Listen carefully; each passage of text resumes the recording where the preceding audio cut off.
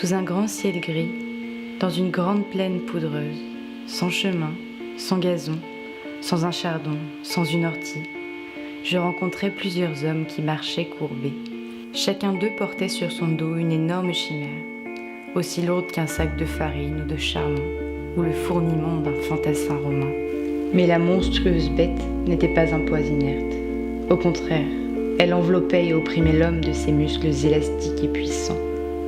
Elle s'agrafait avec ses deux vastes griffes à la poitrine de sa monture, et sa tête fabuleuse surmontait le front de l'homme, comme un de ces casques horribles par lesquels les anciens guerriers espéraient ajouter à la terreur de l'ennemi.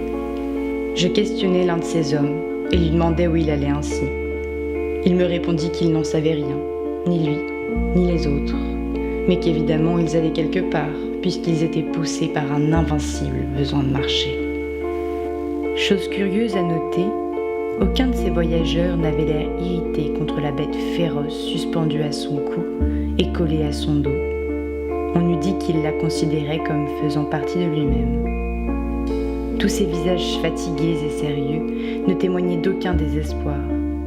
Sous la coupole splénétique du ciel, les pieds plongés dans la poussière d'un sol aussi désolé que ce ciel, ils cheminaient avec la physionomie résignée de ceux qui sont condamnés à espérer toujours.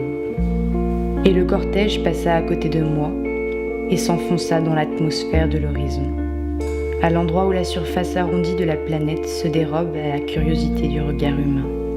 Et pendant quelques instants, je m'obstinai à vouloir comprendre ce mystère.